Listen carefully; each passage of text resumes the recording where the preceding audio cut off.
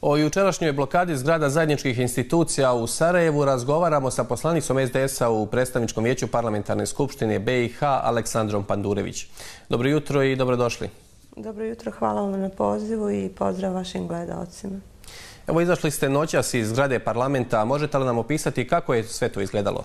Pa sam izlazak iz zgrade parlamenta je trajao 10 minuta i samo to raščišćavanje terena je vrlo kratko trajalo, što se pokazalo da je samo nedostajalo volje i da u stvari institucije, policijske institucije u Federaciji i kantonu Sarajevo nisu željele ranije da urade taj posao.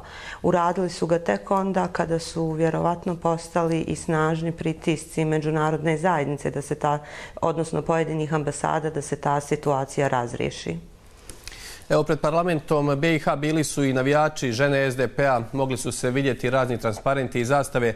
Šta mislite, da li su ove demonstracije uopšte u vezi sa jedinstvenim matičnim brojem? Ma ne, ove demonstracije, ja sam to odmah jutros rekla, nemaju veze sa jedinstvenim matičnim brojem. One su politički dirigovane. Mi smo bili svjedoci da su pojedini poslanici iz Federacije imali otvorene internet veze sa demonstrantima. Poslanici iz Federacije, iz SDA su slobodno ulazili i izlazili iz zgrade, za razliku recimo od gospodina Jovičića, kome je doktorka rekla da ima naređenje da mogu hitnom sprovesti samo one koji dožive infarkt ili moždani udar. Da bi pritom federalni mediji prenijeli lažnu informaciju da on iz solidarnosti s nama nije želio da napusti zgradu parlamenta, što je apsolutno netačno. Vi ste već ranije rekli da iza svega ovoga stoji SDP, BiH i SDA. Iza ovog mnogo više stoji SDA. SDP je tu bio, koliko sam ja uspjela da shvatim, podijeljen u dva tabora. Jedan koji je imao prste u tom i drugi dio onih koji su to osuđivali i nastojali da smire situaciju i razriješe sve to na najbezbolniji način. Evo, možete nam još malo objasniti kako su se ponašali poslanici SDP-a i SBB-a dok ste bili u zgradi? Od poslanika SBB-a ja zaista nikog nisam ne vidjela. Poslanici SDA su, vidjeli ste i vi izjave, rekli da oni uvijek da se osjećaju bezbjedno, da mogu ući kad žele i kad ne žele. Ja ono što zaista moram reći, istine radi, da je situacija mogla biti i mnogo gora, da je postojao jedan drugi scenario prema kome bi se stvorila slika da je mi iz Republike Srpske bojkotujemo samo parlament. I po tom scenariju bi se čitava ona masa dodatno naelektrisala protiv nas. Takav scenarij je spriječio gospodin Denis Bečirović i on je došao i bio je gotovo čitav dan zajedno s nama i rekao nam je naš prioritet je da vas evakuišemo na bezbjednu teritoriju. Izašao je s nama i također nas je izvao poslije kada smo mi ovamo već prešli u Lukavicu. Ako sam dobro razumio, suština je dakle bila da se Srbi okrive za neusvajanje zakona o jedinstvenom matičnom broju. Pa evo, ja ću vam reći da su neke kolege poslanici čuli telefonski poziv gospodina Lagumdžije, gospodinu Bečiroviću, u kome mu je rekao da po svaku cijenu mora održati sjednicu, a mi Srbi neka se ne pojavi. I šta se na kraju iz svega može zaključiti? Pa gospodin Bečirović to nije htio da uradi jer je bio svjestan da bi posljedice bile mnogo teže. Vlada Republike Srpske je tražila sinoć sjednicu Narodne skupštine Republike Srpske da razmotre cijelu situaciju i status srpskih poslanika u Sarajevu. Šta se može očekivati kada je riječ o tome?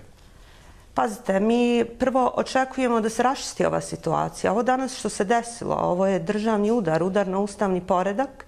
Vi možete demonstrirati ispred onog parlamenta, ali nemate pravo nikom ograničavati kretanje i vršiti pritisak na njega da donosi neka rješenja s kojim se on možda ne slaže ili slaže, nebitno.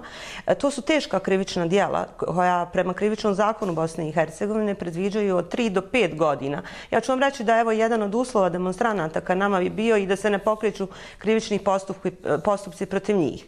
Dakle, mi očekujemo da se identifikuju sva ta lica, što je vrlo lako moguće uraditi pomoću snimaka, da tužilaštvo reaguje, podigne krivične prijave protiv njih i naravno da se identifikuju saučesnici u kantonalnom MUP-u, u federalnom MUP-u, svi oni koji nisu željeli da rade ono što im je zakonska i ustavna obaveza, a to je da omoguće funkcionisanje institucija na bezbjedan način. Smatrate li da je ovo kraj koalicije 6 stranaka? Pa to nikada i nije bila neka formalna koalicija. Ovo je prvenstveno veliki test za one u federaciji. Mi iz Republike Srpske garantujemo da se sjednice parlamenta mogu održavati bilo u Istočnom Sarajevu, bilo u Banja Luci. I evo mi kao SDS koji smo opozicija i žestoki kritičari vlasti u Republici Srpskoj garantujemo im da će institucije Republike Srpske uraditi svoj posao i da se u Republici Srpskoj ne može desiti tamo gdje bi eventualno bila sjednica parlamenta da dođe i jedan jedini demonstrant.